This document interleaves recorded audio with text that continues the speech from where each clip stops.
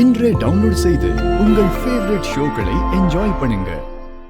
வாங்க வாங்க அக்கௌண்ட்ஸ் ஊருக்கே ஃபைனான்ஸ் பண்ற ஆளு இன்னைக்கு என்ன நம்ம கடையே தேடி வந்திருக்குது. எல்லாம் கரகம் செட்டு. என்ன சொல்றது புரியல. இந்த காப்பை வச்சுக்கிட்டு 40,000 துட்டு கொடுக்க சொல்லுது.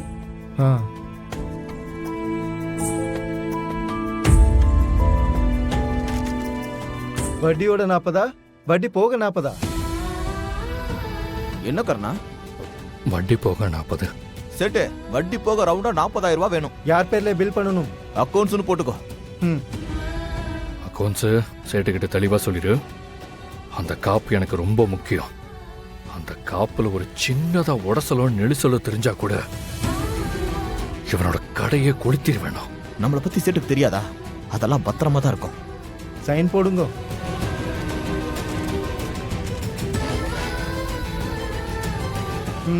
இந்தாங்கோ. இந்த கர்ணா.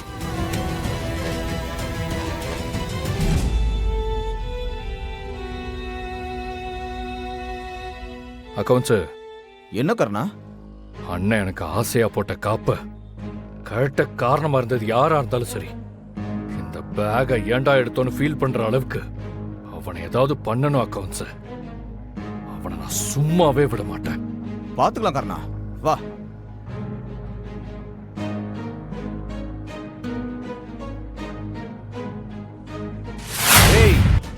உனக்கு என்னதான் அப்படி கர்ணாவோட விரோதம்? அவன் பெரிய ஜித்து, அவனை விரோதிக்காரன் நினைக்கிறது. இல்லைன்னா அவனை பார்த்தாலே ஏதோ காதுக்குள்ள கத்துற கொசு மாதிரி சும்மா நொய்யும் கத்திட்டு இருக்க. இப்போ அவனை எப்படி யோசிக்க வச்சிருக்க பாத்தியா? நான் வாங்கி போட்ட காப்பை அடமானம் வச்சு துட்டு எடுத்து வந்திருக்கான். எப்படியோ துட்டு வந்துச்சுல, அதை நினைச்சு சந்தோஷப்படு. அது என்ன அவனுக்கு சும்மா போட்டு காப்பு நினைச்சியா? யானைக்கு எப்படி அங்குசமோ அந்த மாதிரி தான் அந்த காப்பு கர்ணாவுக்கு. அங்குசத்து மேலே பயம் இருக்கிற வரைக்கும் தான் பாகனுக்கு மதிப்பு இருக்குன்னு அர்த்தம். அதை தூக்கி போட்டு போயிட்டா பாகனுக்கு மதிப்பே இல்லை. அந்த மாதிரி தான் அந்த காப்பும்.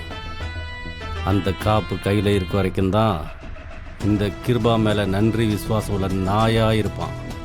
அவன் ஒரு நன்றி உள்ள நாய்க்குட்டி மாதிரிடா. அவனை நான் பொத்தி பொத்தி வளர்த்துட்டு வரேன். உன்னுடைய ஈகோ எல்லாம் அவன்கிட்ட நேரடியாக காட்டுற வேலையை வச்சுக்காதண்ணே. உன்னால் முடிஞ்சா அவனை தட்டி கொடுத்து வேலை வாங்க. முடியலையா ஒதுங்கிட்டுக்கோ. தேவையில்லாமல் அவனை குத்த சொல்கிற இதோட நிறுத்திக்கோ.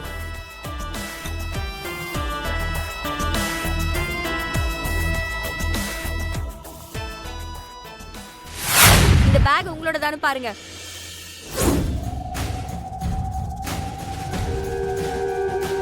ஏய், இது ஏன் பேக் ஆச்சு? இது எப்படி உன்கிட்ட வந்துச்சு?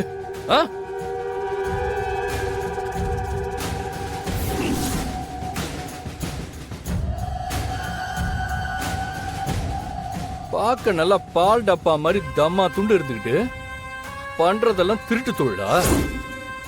ஏய், எத்தனை பேர் இப்படி கிளம்பிருக்கீங்க? பேக் விடுறீ. யோ, வாடி போடின்னு சொன்னா அவ்வளவுதான். பாவனு பேக் கொடுக்க வந்தா ரொம்ப ஓவரா தான் பேசுறியே. இப்போ உனக்கு பேக் வேணுமா வேணாமா? பாத்தியா அக்கௌண்ட்ஸ், நம்ம பேக்கை திருடினது மட்டும் இல்லாம எவ்வளவு திமிரா பேசிட்டு இருக்கா பாத்தியா? இப்படெல்லாம்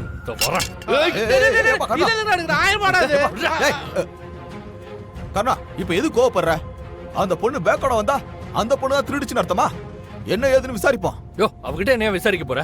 அண்ணங்கிட்ட நான் பேச்சு வாங்கிறதுக்கு காரணமே இவதான். நீ என்ன தடுக்காத. நீங்க இவளை போட்டு விடுப்பா. குர்ரா குர்ரான்றல என்னடா பத்துக்குள்ள போய் வைப்போ. ஏமா, இந்த பேக் உனக்கு எப்படி கிடைச்சது? கீழே ஏதாவது கடந்ததா? அப்படி கேளுங்க சார். நான் ஒன்னும் இந்த ஆளு சொல்ற மாதிரி பேக் திருடல. நான் ஒருத்தரை டிராப் பண்ணதான் வந்தேன். அங்க பார்த்தா இந்த ஆளு ஒருத்தனை அடிச்சு மிரட்டி பத்திரத்தை புடுங்கி இந்த பேக்குக்குள்ள வைக்கிறத பார்த்தேன். எல்லாரும் பார்த்துட்டு சும்மா இருந்தாங்க. ஆனா இவன் பண்றத பார்த்ததும் நான் பயந்துட்டேன். அவரை பாக்குறதுக்கே எனக்கு ரொம்ப கஷ்டமா இருந்தது. அதான் பத்திரத்தை திரும்பவும் அவர்கிட்ட குடுக்கறதுக்காக இந்த பேக் எடுத்தேன். இந்த ஆளும் நீங்களும் அங்க இருந்து போனதுக்கு அப்புறம் அந்த பத்திரத்தை கொண்டு போய் அவர்கிட்ட கொடுத்தேன்.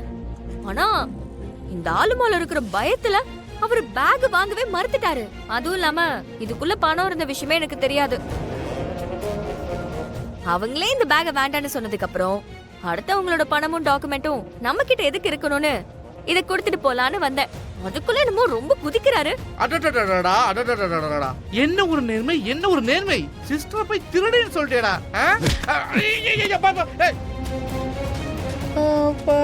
கேட்டியா அக்கௌண்ட்ஸ்? திருடின கதைய தெய்வீக கதைய சொல்லிட்டு இருக்கா பாத்தியா? இப்ப சொல்லு, இவ்வளவு சும்மா விடணுமா? ஏய், நீ என்ன கதை சொன்னாலும் சரி, எனக்கு தெரியாம என்னோட பேக நீ எடுத்த வரைக்கும் நீ திருடிதான். உன்னோட சர்டிபிகேட்ல எனக்கு தேவையில்ல. நான் யாருன்னு எனக்கு தெரியும். ரொம்ப குதிக்காம உன்னோட டாக்குமெண்ட் பணம் எல்லாம் கரெக்டா இருக்கான்னு பார்த்து சொல்லு. இந்தா. அக்கௌண்ட்ஸ் எண்ணி பாரு.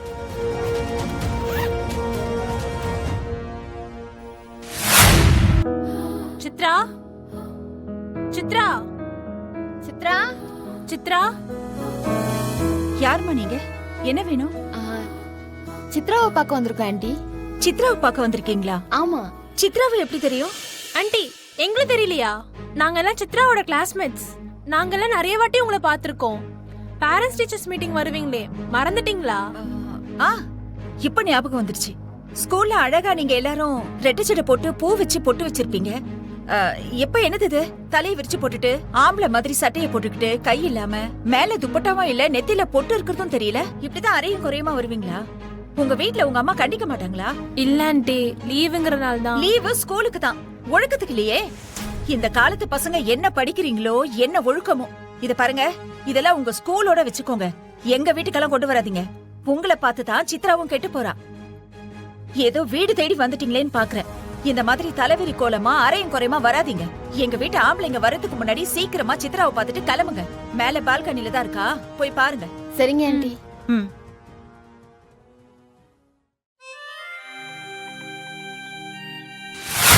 ஆயிடுச்சு. பாரதி, இன்னைக்கு நம்ம டார்கெட்டை எப்படியாவது கம்ப்ளீட் பண்ணியே ஆகணும். ஏன்னா நிறைய செலவு இருக்கு. அதனால வழக்கமா நீ ஓட்டுறதை விட இன்னைக்கு எனக்காக நீ கொஞ்சம் எக்ஸ்ட்ரா ஓட்டணும்.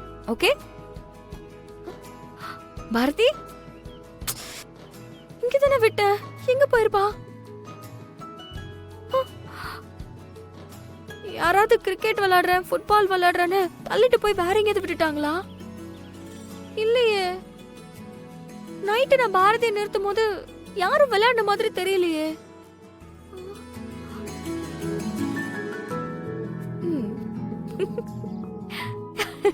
பாரதி, உன்னை யார் இங்க கொண்டு வந்து நிறுத்தினாங்க?